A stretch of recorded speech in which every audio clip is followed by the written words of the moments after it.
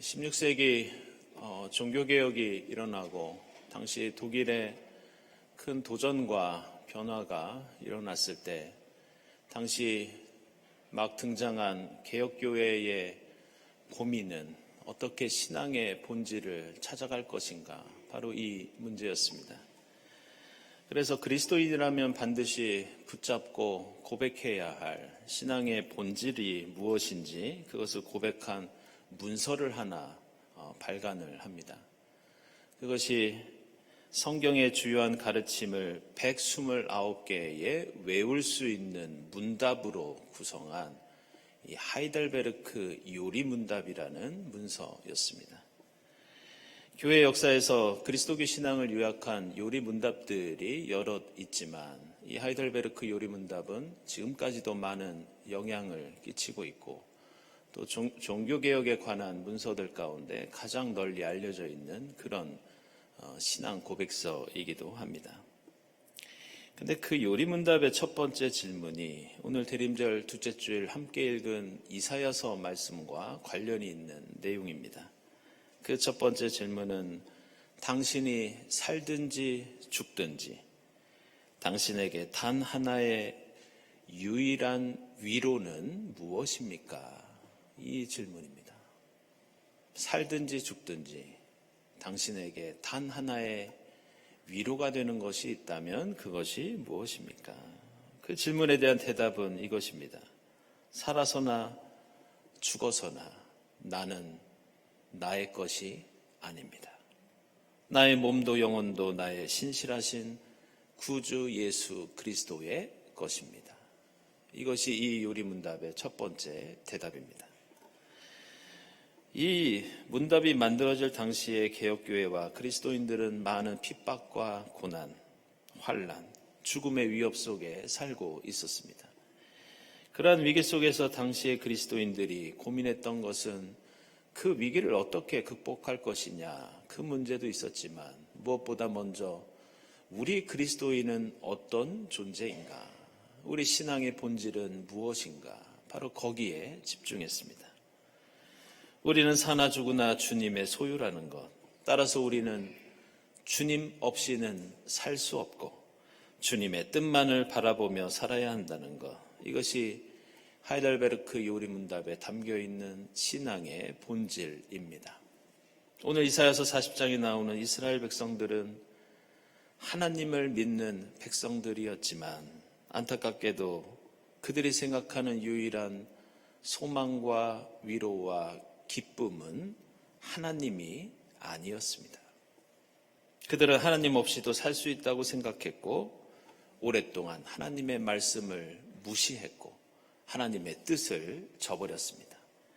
그들은 출애굽 때부터 하나님께서 당부하셨던 정의와 평화를 포기하고 주변에 있던 강대국들의 논리에 큰 관심을 가지고 있었고 자신들도 그들처럼 되려고 애쓰고 있었습니다. 그러다가 그들은 바빌로니아에 의해서 나라가 망하게 됩니다. 예루살렘 도성과 성전은 파괴되고 무너집니다. 그리고 그들은 바빌로니아 같은 대제국을 만들어서 살고 싶었지만 그들은 포로가 되어서 비참하게 그리로 끌려갑니다. 오늘 이사야서 40장 말씀은 이제 이스라엘 백성들이 그 바빌론 포로기라는 형벌과 복역 기간을 마치고 해방의 기쁨과 함께 다시 고향 땅으로 돌아오는 모습을 우리에게 보여주고 있습니다. 그런데 오늘 이사야서 기자는 고향 땅으로 돌아가는 이스라엘 백성들의 이 모습을 어떤 특정한 역사적인 사건과 연결해서 표현하고 있는데 그것은 바로 출애굽 사건입니다. 수백 년 전 하나님을 처음 만나 하나님을 알게 되고 하나님과 광야에서 첫사랑을 이루었던 그 기억, 이제 약속의 땅으로 돌아가 다시 한번 새로운 출발을 하려고 하는 바벨론 포로에서 돌아오는 이스라엘 백성들은 이 출애굽을 기억하면서 새 출발을 다짐합니다. 옛날의 첫사랑을 기억하면서 그것을 회복하고자 결단합니다. 그 내용이 오늘 이사야서 40장입니다. 1절을 보면 너희는 위로하여라, 내 백성을 위로하여라. 이 말씀과 함께 이스라엘에게 구원과 해방이 마치 출애굽처럼 선포됩니다. 그리고 이제 광야를 지나 예루살렘으로 돌아오는 백성들을 향해서 당신들이 살든지 죽든지 의지해야 할 분은, 당신들의 유일한 기쁨과 위로는 바로 하나님이시라는 것을 일깨워주고 있습니다.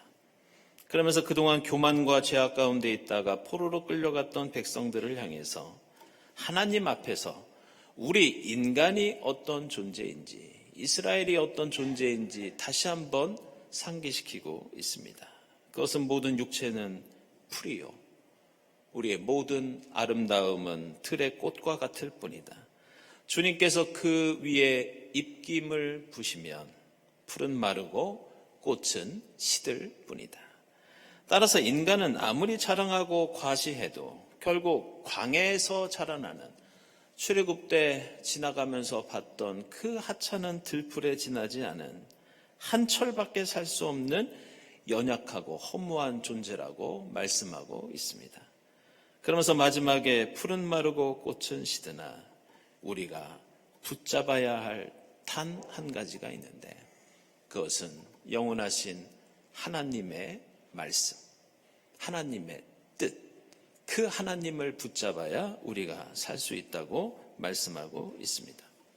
우리는 지난주일부터 주님의 오심을 기다리는 대림절을 보내고 있습니다. 이 대림절은 대강절 이렇게 부르기도 합니다. 그런데 이 용어는 온다는 뜻, 그리고 도착이라는 뜻의 라틴어 아드벤투스에서 유래된 명칭입니다. 성탄절이 워낙 중요하고 기쁜 날이기 때문에 우리는 이 12월에 대림절기를 맞이하면 들뜬 마음으로, 또 분주한 마음으로 이 시간을 보내기 마련입니다. 거리에 나가보면 크리스마스 캐롤도 들리고 성탄 장식과 상점들마다 물건들이 가득합니다. 사람들은 화려한 거리를 분주하게 다니고 있고 온갖 연말 송년 모임들도 우리에게 있습니다. 1년 중에 가장 화려하고 바쁜 시간을 우리가 보내고 있습니다. 하지만 대림절의 의미를 곰곰이 생각해 보면 사실 이 대림절기는 우리가 생각하는 것만큼 그렇게 밝고 명랑한 절기가 아닙니다. 우리는 대림절이나 대강절을 기다리는 절기라고 생각하면서 예수의 탄생을 기념하는 성탄을 기다리고 있다고 생각합니다. 그러나 그것은 과거의 사건을 기념하는 일이고, 지금 대림절에는 더 중요한 기다림이 우리의 현실 속에 있는데, 그것은 어떤 기다림이냐? 재림 예수를 기다리는 일입니다. 그래서 대림절을 흔히 이렇게 말합니다. 대림절은 성탄을 기다리는 절기가 아니다. 대림절은 종말을 기다리는 절기다.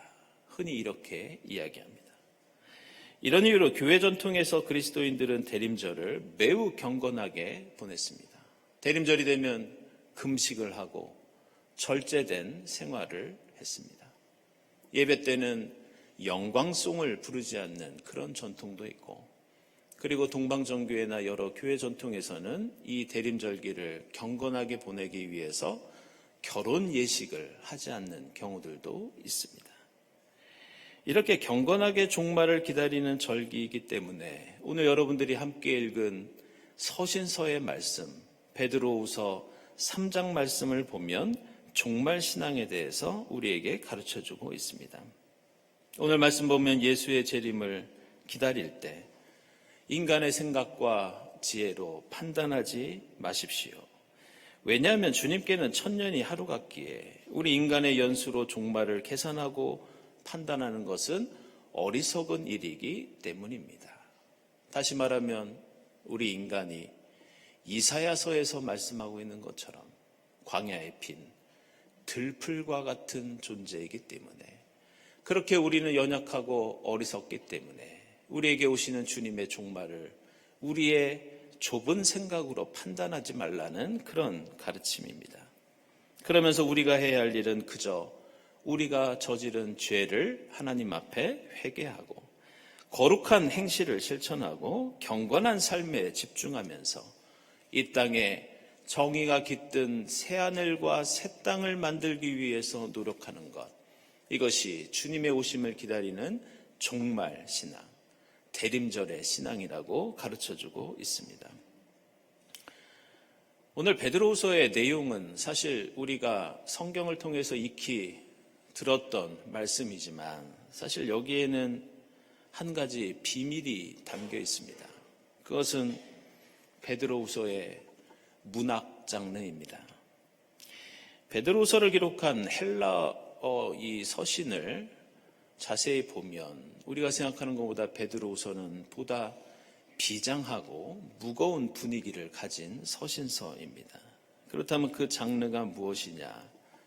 바로 사람이 죽을 때 마지막 남기는 유언이 이 베드로후서의 문학 양식입니다. 이 유언의 양식으로 이런 말씀을 전해준 이유가 있었습니다. 당시 초대교회는 로마 제국이라는 현실과 다시 오시는 재림 예수 사이에서 갈등하고 있었습니다. 초대교회 사람들은 예수를 따르며 가진 것을 나누고 사랑을 실천하면서 재림 예수를 기다리고 있었지만 예수께서 오시는 날은 계속 지연되고 있었습니다. 그때 세상 사람들은 그리스도인들을 조롱하고 멸시하기 시작합니다. 그리스도인들은 오직 예수만이 우리의 참 소망과 기쁨이 된다고 고백하면서 살고 있었는데 사람들은 이들에게 비아냥거리고 그리스도인들도 예수를 기다리는데 점점 지쳐가고 있었습니다. 그래서 오늘 서신서는 비장한 어투로 당시의 교회와 세상을 향해서 예수의 재림과 종말과 그를 기다리는 신앙에 대해서 말씀하고 있습니다. 그러면서 우리는 세상의 다른 어떤 가치보다 예수의 가치를 품고 그것을 추구하고 따르고 지켜야 하는 존재라고 말씀하고 있습니다. 생각해보면 이러한 베드로후서의 내용은 초대교회뿐만이 아니라 종말을 기다리는 이 대림절이라고 하는 절기의 태생과 출발도 비슷한 내용을 갖고 있었습니다. 이 누군가를 기다리는 대림절이라는 말은 그리스도교회에서 처음 사용된 말이 아니었습니다. 이것은 로마 제국의 행사에 사용된 어떤 특정한 용어였습니다. 당시 신과 같은 존재로 여겨지던 로마 황제는 황제 즉위식에 오른 다음에 로마 제국의 여러 도시와 지역들을 방문하는 그런 행사와 퍼레이드가 있었습니다. 그때 황제가 그 지역을 방문하는 퍼레이드를 벌일 때 사람들이 길거리에 서서 외쳤던 말이 있는데 그걸 라틴어로 아드벤투스 도미니, 그 뜻이 바로 주님이 오신다, 우리의 황제가 오신다, 이런 뜻입니다. 근데 바로 그렇게 사람들이 오고 있는 황제를 기다리며 외치던 말이 나중에 예수를 기다리는 대림절의 아드벤투스가 돼서 지금까지 기독교의 용어가 된 것입니다. 따라서 대림절의 유래에는 다음과 같은 상반된 두 가지의 기다림과 퍼레이드의 의미가 담겨 있습니다. 그것은 그리스도인은, 우리는 누구를 기다리는 존재인가? 우리는 로마의 황제를 기다리며 환영하는 사람들인가? 아니면 우리는 골고다 십자가의 길을 가는 예수 그리스도를 기다리고 반기는 사람들인가? 과연 우리에게는 누가 주님인가? 어떤 길이 진리의 길인가? 우리에게 참된 기쁨과 위로와 생명이 되는 길은 무엇인가? 그것은 로마 제국인가? 아니면 골고다의 길인가? 이처럼 대림절은 그 시초부터 상반된 예수와 황제의 두 가치 사이에서 우리에게 결단과 선택을 요구하는 것이 이 대림절기입니다. 그리고 같은 이유 때문에 오늘 우리가 읽은 마가복음서 1장 1절에는 매우 흥미로운 표현이 맨 앞에 등장합니다. 오늘 1장 1절을 보시면 우리에게 매우 익숙한 하나님의 아들 예수 그리스도의 복음의 시작은 이러하다, 이런 표현이 등장하고 있습니다. 그런데 여기에는 매우 중요한 배경이 숨어 있는데 제가 이것을 다시 풀어서 번역을 하면 이렇게 됩니다. 하나님의 아들이 되시면서도 다른 한편으로는 그리스도도 되시는 예수의 복음은 이렇게 시작된다. 하나님의 아들도 될 수 있고 그리스도도 될 수 있는 예수의 복음이 이렇게 시작된다. 이런 뜻입니다. 왜 이렇게 번역하느냐? 당시 로마 사람들은 그리스도가 무슨 뜻인지 잘 몰랐습니다. 반대로 유대인들은 하나님의 아들이라는 개념이 유대인들에게는 생소했습니다. 그래서 마가복음서 기자는 로마 사람들에게는 예수를 하나님의 아들로 소개하고 있고 유대인들에게는 유대인들에게 익숙한 그리스도, 메시아로 소개하고 있는 것이 오늘 1절 말씀입니다. 근데 더 중요한 것은 당시 로마 사람들에게는 하나님의 아들이라고 신의 아들이라고 생각하던 다른 존재가 있었는데 그게 누구냐? 바로 로마의 황제였습니다. 그래서 오늘 마가복음서에는 이런 뜻이 담겨 있습니다. 너희가 아드벤투스 도미니, 주님이 오신다고 환호하는 너희 황제는 진짜 신의 아들이 아니다. 신의 아들은 바로 지금부터 마가복음서에서 소개할 십자가에서 죽으시고 부활하신 예수 그리스도가 참 하나님의 아들, 참 신의 아들이라고 밝히고 있습니다. 이것은 유대인들을 향해서 예수가 그리스도요 메시아라고 밝히는 것도 마찬가지입니다. 당시 유대인들이 기다리고 있고 고대하던 그리스도 메시아는 로마의 황제 자리에 대신 앉아서 엄청난 힘으로 세상을 다시 지배할 정치 지도자를 꿈꾸고 있었습니다. 오늘 마가복음서 기자는 그런 생각을 하고 있는 유대인들을 향해서 역시 이렇게 선포하고 있습니다. 우리에게 오시는 진정한 그리스도는 그런 정치적인 지도자가 아니다. 목수의 아들로 태어나 십자가에서 고난당하시고 부활하신 예수가 바로 진정한 우리의 메시아시다. 그래서 로마인에게는 참 아들의 아들이 참 하나님의 아들이 누구이고 유대인들에게는 참 그리스도가 누구인지 알리고 있는 것이 오늘 마가복음서 1장 1절의 그 짧은 한 문장입니다.